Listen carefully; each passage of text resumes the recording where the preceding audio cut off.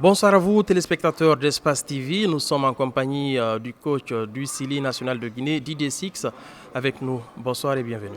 Bonsoir. Alors, le Sili vient de jouer un match amical face à la formation chilienne.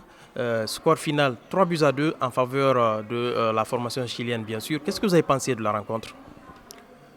Je pense que cette rencontre a été préparée différemment de la première et que les joueurs ont pris conscience, il y a eu du respect tactique. Après, toujours difficile de perdre.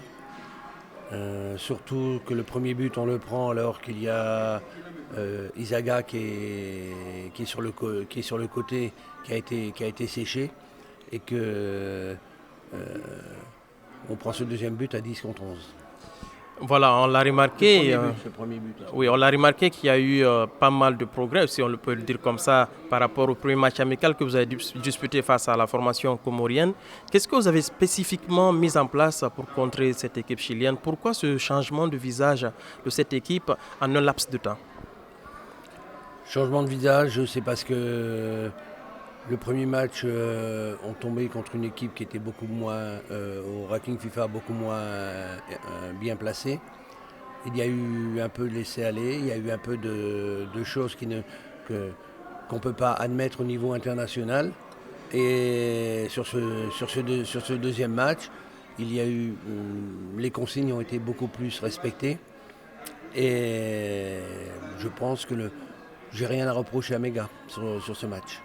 On a remarqué quand même qu'il y a eu des changements par rapport à la première équipe qui avait joué face à la formation comorienne, notamment 5 au total. Est-ce que c'est dû à l'adversaire qui était en face? On a constaté que l'équipe du Sili aujourd'hui était beaucoup plus défensive alors qu'on la connaît beaucoup plus offensive d'habitude. Je ne sais pas si on la connaît beaucoup plus offensive. On a marqué 2 buts, on peut égaliser à la fin. On prend un but alors qu'on joue à 10 contre 11. Le football de maintenant est fait de rigueur et de volonté. Après, on sait très bien que tous les joueurs guinéens ont un bagage technique assez élevé pour pouvoir rivaliser au niveau international. Maintenant, il faut cette rigueur, cet abattage, cette volonté de vouloir faire plus. C'est ce qu'il y a déjà eu un peu ce soir. Est-ce que vous pensez qu'elle peut mieux faire, cette équipe guinéenne, quand on sait qu'il y a des cadres qui ne sont pas là? Je pense notamment à Amadou Diawara, je pense à Naby Keita, à beaucoup de joueurs qui étaient absents. Est-ce que vous avez confiance en la possibilité de faire mieux jouer cette formation du Sili national de Guinée? Je pense que j'ai tout de même 8 joueurs majeurs qui étaient blessés ou en convalescence. Donc il y a un effectif qui est là et cet effectif, on va tout faire pour que le Sili arrive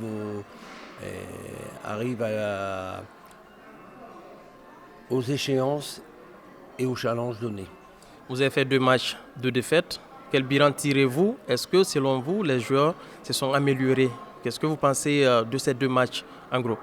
Ne me demandez pas de tirer un bilan après un match, je suis à chaud et c'est pas la meilleure solution.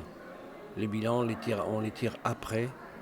Pour l'instant, je laisse ma réflexion sur quelques jours. Vous allez jouer le Mali au mois de novembre à venir. C'est le premier match comptant pour les éliminatoires de la prochaine Coupe d'Afrique des Nations. Comment est-ce que vous comptez préparer cette échéance-là? Le préparer, c'est assez simple, le préparer comme ce deuxième match. Faut pas oublier que le Chili est 17e au ranking FIFA. C'est une équipe qui joue régulièrement les Coupes du Monde. C'est une équipe qui a du talent énorme dans ses joueurs, qui a une volonté énorme. Je ne connais pas beaucoup d'équipes en Afrique qui font un pressing haut comme ils ont fait aujourd'hui. Et le Chili s'est bien comporté, a réussi à contrer ça. Je dis, et je me répète encore, c'est dommage qu'on prend ce but alors que nous étions 10 contre 11. On a vu des joueurs qui fêtaient leur première comme Ibrahima Kamara. On a vu aussi des joueurs que vous avez appelés nouvellement dans cette équipe comme Kamso Mara. On a vu aussi des joueurs qui étaient un moment avec le Sili mais qui sont revenus. Je parle d'Ibrahim Konté et Maïbra. Ce sont quand même des joueurs qui apportent beaucoup à cette équipe. Êtes-vous satisfait de leurs prestations?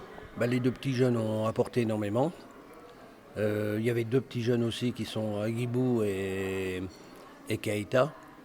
Je les ai pris avant le match parce que je leur ai dit, vous allez voir ce que c'est que le niveau international. Je pense qu'ils ont étudié ça, ils ont les qualités aussi pour venir. Notre équipe est jeune, notre équipe est très jeune. Et ceux qui sont blessés sont jeunes aussi. Donc, faut aller vite parce que le temps ne nous est pas compté. Mais ils ont déjà passé un palier. Les deux jeunes qui ont joué ont passé un palier.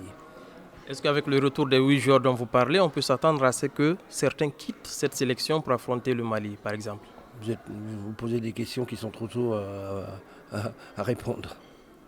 Ok, il n'y a pas de souci. En tout cas, merci d'avoir accepté notre entretien et j'espère bien que le Sili pourra passer haut la main face au Mali. C'est vous qui le dites, vous avez le droit. Les journalistes sont là pour poser des questions, moi je suis là pour répondre ou pas répondre. Ok, merci beaucoup.